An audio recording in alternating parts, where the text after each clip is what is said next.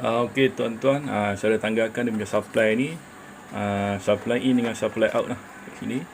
Dia punya cover untuk kedudukan terminal ni pun saya dah tanggalkan. Okey, kita tengok dia punya ni lah, sensor yang tempat sejuk dengan sensor yang di bahagian luar ni. Okey, yang ni satu lagi sensor di bahagian luar ni lah. Kedudukannya kat sini. Dan sensor yang sejuk ni dia akan di bahagian ni, tempat dia. Dia ada tempat perumah dekat sini dan dia akan gunakan klip kat sini.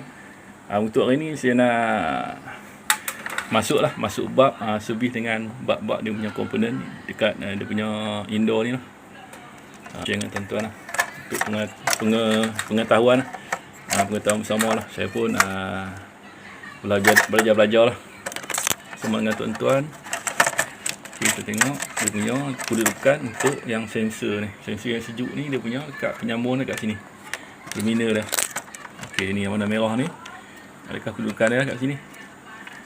Okey, ni yang sensor di luar ni yang bersalut dengan penebat getah ni. Okey, dia cantum sekali dekat terminal ni. Terminal merah ni dia pecah dua. Satu yang dekat bahagian sejuk kat sini. Okey, satu lagi kat di bahagian cooling coil ni. Program dia penting lah benda ni. Saya pun tak pasti nama dia. Saya panggil luar dengan kedudukan sensor luar dengan sejuk lah. Ni yang untuk ni kat ni sejuk. Dia berfungsi untuk detect sejuk kat sini lah. Ni kat bahagian luar. Fungsi dia untuk mematikan kad di bahagian outdoor lah. Dia akan sejuk ni. Ni fungsi dia untuk kadkan kita punya kompresor dekat luar. Okey, kalau panas dia punya bahagian sejuk ni akan berfungsi lah untuk detect kita punya sejuk kat dia punya bahagian lingkaran cooling coil kat sini. Sekiranya dekat di bahagian cooling coil ni tidak sejuk, tuan-tuan alihkan di tempat yang bahagian sejuk ni, tuan-tuan letakkan lah. Contoh dekat sini, tuan-tuan ikatkan dengan kabel tight, tak masalah kat sini. Sebab fungsi dia untuk katkan kita punya kompresor di bahagian luar. Ini penting ni benda ni, walaupun kecil macam ni.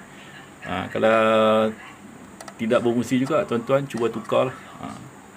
Bawakan, tanggalkan dia punya kat sini terminal ni, tanggal, tuan-tuan bawa pergi kedai lah, tuan-tuan cari dia punya alat ganti dia. Yang penting dia sama dia punya dekat bahagian ni, kat sini. Okey, ni dia punya kapasitor untuk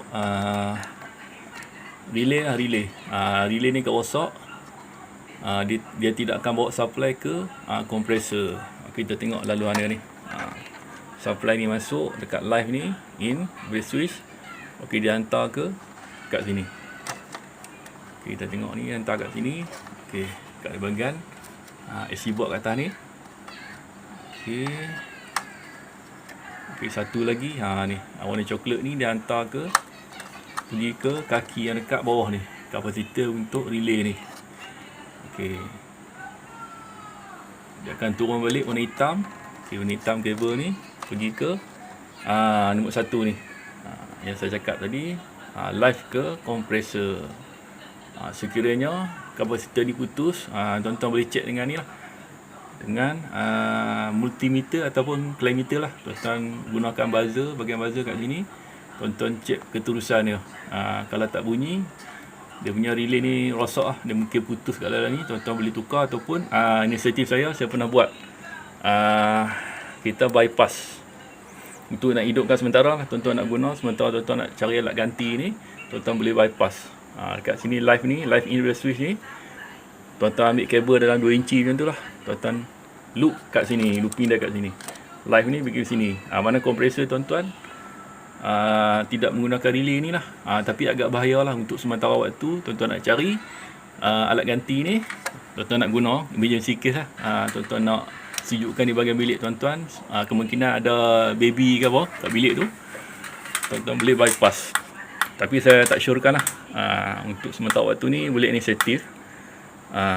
Kalau tuan-tuan nak matikan indoor ni, tuan-tuan tidak perlu gunakan remote lah. Tuan-tuan matikan dekat switch besar dia lah.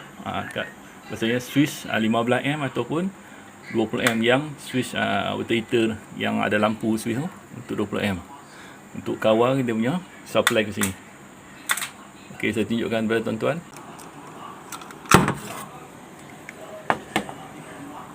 Okey, tuan-tuan matikan dekat switch ni. Kat switch ni.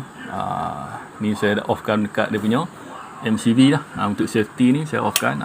Kalau tuan-tuan nak bypass, tuan-tuan kena matikan dekat sini switch ni. Okay.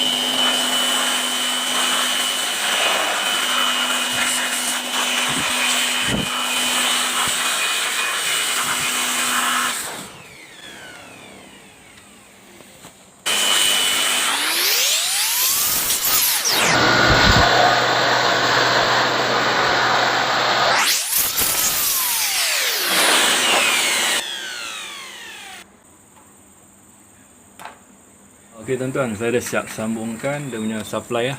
Okey, yang saya cakapkan tadi lah, live dengan neutral ni daripada switch 1 dan 2 ni untuk kompresor. Saya dah sambungkan. Lepas ni saya akan onkan switch. Sebelum saya nak tutup cover ni, saya akan onkan switch dulu lah. Saya nak tengok apa dia punya penyambungan ni yang tertinggal lah. Sebelum saya tutupkan cover ni, sekiranya problem contoh saya bagi kat switch lah. Switch ni belum disambungkan, tapi tuan-tuan dah pasang cover.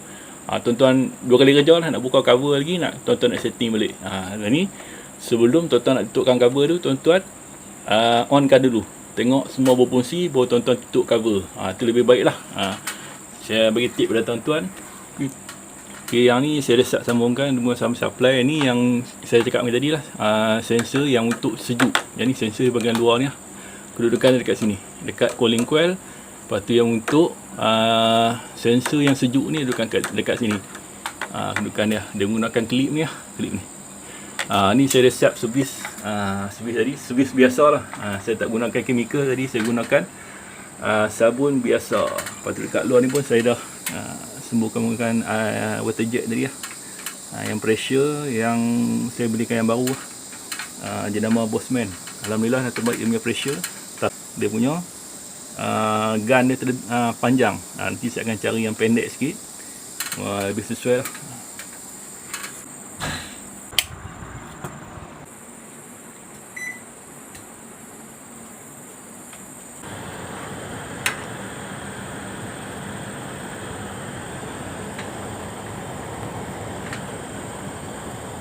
Okey, kita tengok di bahagian kompresor.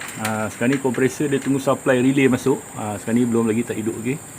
Lebih kurang dalam 1 minit atau 2 minit lah. Dia punya relay ni dia akan masuk supply. Ni relay dia. Saya cakapkan tadi lah, supply dia masuk daripada switch ni kan. Dia in. Lepas 2 dah out, dia pergi ke kaki yang sebelah warna coklat. Lepas tu dia turun balik warna hitam ni. Dia pergi ke nombor 1 ni ke kompresor. Lebih kurang seminit. Dia tengok atas pada relay lah. Relay cepat, dekat cepat lah. Kadang-kadang dia punya kita on tu switch dia terus hidup. Macam saya ni, saya rasa mungkin dalam seminit atau 2 minit lah. Supply ni akan masuk ke kompresor.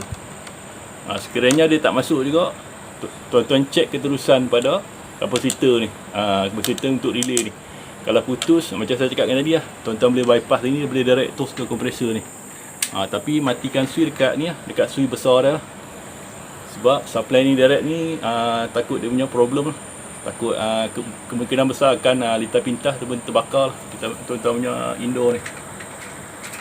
Itu tip lah, tip emergency lah sekiranya tuan-tuan belum tukar lagi tuan-tuan punya alat ganti ni. Dekat cooling coil indoor ni bekerja lah. Kita tunggu dia punya kompresor ni hidup. Sekarang ni kompresor ni belum hidup. Lepas tu kita tengok dia punya cooper dekat cooling coil ni sejuk. Kat mana dia punya cooling coil ni dia sejuk keseluruhan ataupun separuh. Kita tengok. Okay, kita tengok supply ni tak masuk lagi. Okay, relay ni belum masuk lagi.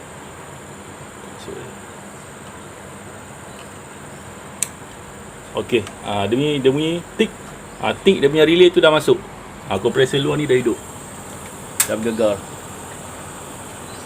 Okey, dah hidup. Okey, kita tengok dia punya cooling coil ni berpeluh. Bahagian indoor ni. Kiranya tuan-tuan servis, selepas tuan-tuan servis, tuan-tuan cek tuan-tuan punya ni lah. Sensor coil penting, sensor coil di bahagian ni lah, yang untuk sejuk ni dan yang biasa. Lepas tu lepas tuan-tuan cek, tuan-tuan sebelum tuan-tuan buat rumah customer, tuan pastikan air outlet ni di bawah ni dia turun. Baru dia punya pelancaran aliran gas ke saluran cooper kecil dan besar ni adalah baik lah. Ni contoh di bahagian ni dia dah berpeluh lah. Okey ni, tuan-tuan tengok dia berpeluh. Ni dia punya cooling coil ni dah bekerja dah. Sekarang ni ni pun dah nak mula berpeluh, dia akan mengalir ke ikut saluran yang bawah ni. Jadi terus ke outlet. Dia masuk ke lubang. Sekiranya lubang ni tersumbat, tuan-tuan punya indoor ni perlu kena servis lah. Dia akan mengalir air ke bawah ni. Tu tuan-tuan tengok, tuan-tuan punya indoor ni ada pericikan air keluar. Tu indoor kita tu perlu servis lah. Kena senggaraan. Macam saya cakap tadi, 6 bulan ataupun 7 bulan sekali. Sekali ni cooling coil ni dah berair. Kita tengok dia berair dah. Okey, untuk saya punya video kali ni saya bagi detail dah tuan-tuan lah. Biar lama sikit, lebih tuan-tuan lebih faham. Untuk saya punya ni minta tolong tuan-tuan lah, jangan skip saya punya iklan untuk support saya lah, untuk di next video lah. Sekiranya saya nak konten apa, saya boleh gunakan kos saya yang tuan-tuan tidak skip iklan tu. Okey, tolong kerjasama dengan tuan-tuan.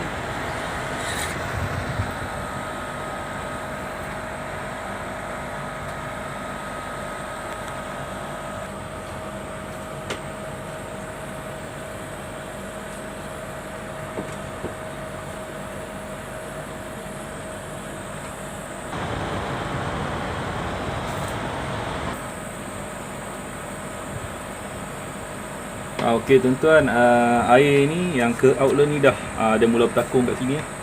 Dia akan meleleh keluar ke pipe yang outlet di luar ni, di luar rumah ni. Ni bermaksud kita punya aliran gas kita dah salur ke indoor ni dah berpeluh dah. Cantik lah. Tuan-tuan boleh tutup tuan-tuan punya cover ni, tak ada masalah. Okey, saya belum pasang lagi swing kat sini. Tadi pun saya tengok dia punya pemutar swing ni dah macam kita on indoor kita ni, kita punya swing ni akan berfungsi lah, dia akan naik turun. Bermaksud saya punya swing ni dah berfungsi sebab saya dah sambung dia punya kabel kat atas ni, kat dia punya AC board atas ni. Tak ada masalah. Sebab ni saya akan pasangkan swing ni dan cover indoor ni, saya akan tutup balik.